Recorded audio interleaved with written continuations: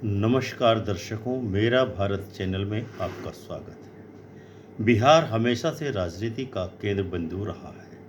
कभी समाजवाद के प्रयोग हुए, कभी जातिवाद के समीकरण, तो कभी विकास की बातें।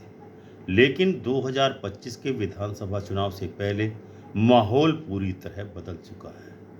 अब मुद्दा न तो जातिवाद है, न समाजवाद है, मुद्दा है रोजगार का। तेजस्वी यादव लगातार इस नैरेटिव को मजबूत कर रहे हैं। उनका कहना है कि अगर बिहार को बदलना है तो पहले नौकरी देनी होगी, फिर नारा लगाना होगा। उनका 2020 का वादा 10 लाख नौकरियां भले ही विपक्ष के लिए मजाक बना था, लेकिन युवाओं के दिलों में उम्मीद की लौ जग गई थी। प्रशांत किशोर यानी चुनावी रणनीति का ब्रांड। उन्होंने मोदी, नीतीश, ममता और जगन मोहन रेड्डी सबके लिए चुनाव जिताए हैं। लेकिन जब वे जन सुराज यात्रा लेकर बिहार की गलियों में उतरे तो जनता के मन में सवाल उठा, क्या पीके अब जनता के बीच का चेहरा बन सकते हैं, बिहार का प्रतिनिधित्व कर सकते हैं? लेकिन तेजस्वी यादव ने उनके इसी चेहरे पर वार किया है। प्रशांत किशोर सिर्फ मीडिया का क्रिएशन है। वे किसी के लिए काम करते हैं जो उन्हें पैसा देता है। बिहार को कंसल्टेंट नहीं, कर्मशील नेता चाहिए। ऐसा नेता चाहिए जो रोजगार दे। यह बयान सिर्फ पीके पर हमला नहीं था, बल्कि बिहार की राजनीति में विचार बनाम मार्केटिंग की लड़ाई की शुरुआत थी। अब आप जरा आंकड़े देखिए।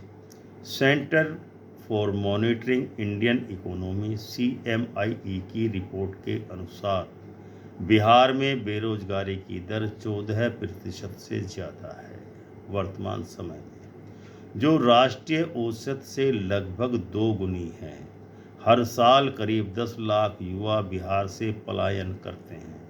दिल्ली, पंजाब, गुजरात और महाराष्ट्र की फैक्ट्रियों में काम करने के लिए पलायन होता है। बिहार की प्रति व्यक्ति आय 55,000 रुपये सालाना के आसपास है, जो राष्ट्रीय आय के औसत 1,72,000 रुपये का लगभग 1/3 भी नहीं है।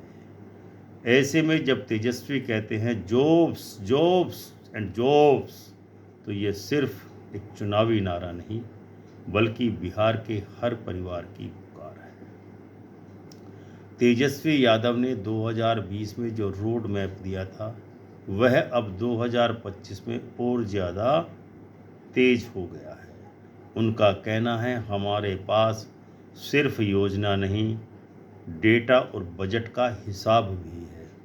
अगर सरकार वाकई चाह ले तो हर साल 5 लाख नौकरियां दी जा सकती हैं। उन्होंने हाल ही में कहा है कि बिहार में जो सबसे बड़ी फाइल है वो है नौकरियों की फाइल, और मैं चाहता हूं कि ये फाइल बंद नहीं, खुली रहे।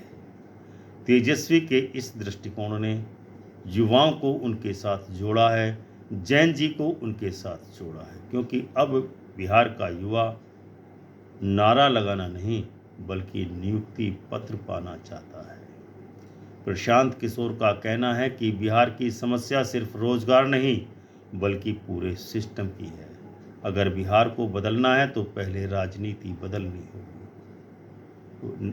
वहीं राजनीति जो जाति और धर्म पर टिकी है, बिहार की राजनीति, उनकी जन सुराज यात्रा का उद्देश्य था नीचे से ऊपर तक जनता की भागीदारी वाला शासन। लेकिन सवाल यह है कि क्या बिहार की जनता इतनी थकी हुई है कि अब उसे विचारों से ज़्यादा परिणाम चाहिए? क्या पीके जैसे स्ट्रेटेजिक रिफॉर्मिस्ट वास्तव में जनता के नेता बन सकते हैं, या तेजस्वी का रोजगार आधारित लोकल एजेंडा ज़्यादा असरदार है युवाओं के बीच, मतदाताओं के बीच, जैन जी के बीच? हमने कई युवा संगठनों और सर्वे रिपोर्टों का विश्लेषण किया। 90% युवाओं का कहना है कि हमें नेता नहीं, नौकरी चाहिए। शिक्षक बहाली, पुलिस भर्ती और सरकारी नौकरी की धीमी प्रक्रिया युवाओं के धैर्य को खत्म करती जा रही है। तेजस्वी यादव का यह बयान कि बिहार को चाहिए जॉब्स नॉट कंसल्टेंट सीधे इस मानसिकता को छू जाता है, स्पर्श कर जाता है। अगर 2025 में चुनाव रोजगार के मुद्दे पर हुआ, मतदाताओं ने इसी मुद्दे पर अपना वोट दिया, तो बीजेपी और जेडीयू को पहली बार डिफेंसिव मोड में आना पड़ सकता है, क्योंकि पीके का एजेंडा जन सुधार है और तेजस्वी यादव का एजेंडा रोजगार क्रांति है। जनता दोनों में फर्क जानती है, एक पॉलिसी कंसल्टेंट है और एक ग्राउंड लीडर है। इसलिए तेजस्वी यादव का यह बयान केवल आलोचना नहीं, बल्कि बिहार की राजनीति में एक नई दिशा देने का संकेत है। बिहार की धरती ने हमेशा परिवर्तन को जन्म दिया है। कभी जेपी आंदोलन बिहार में हुआ तो कभी पूरे देश में मंडल आयोग की लहर फैल गई। अब शायद अगली लहर का नाम होगा रोजगार आंदोलन की लहर। तेजस्वी बनाम प्रशांत किशोर की यह बहस असल में बिहार के भविष्य की दिशा तय करेगी। क्या बिहार को चाहिए कंसल्टेंट या कर्मशील नेता?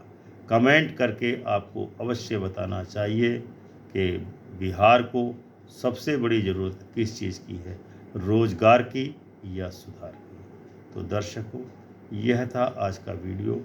हमें उम्मीद है कि यह वीडियो आपको अवश्य ही पसंद आया होगा और आप वीडियो को लाइक एवं शेयर अवश्य करेंगे। चैनल मेरा भारत को सब्सक्राइब करके बेल आइकन का बटन दबाना न भूलें। तो मिलते हैं अगले किसी ऐसे ही ज्वलंत मुद्दे को लेकर के।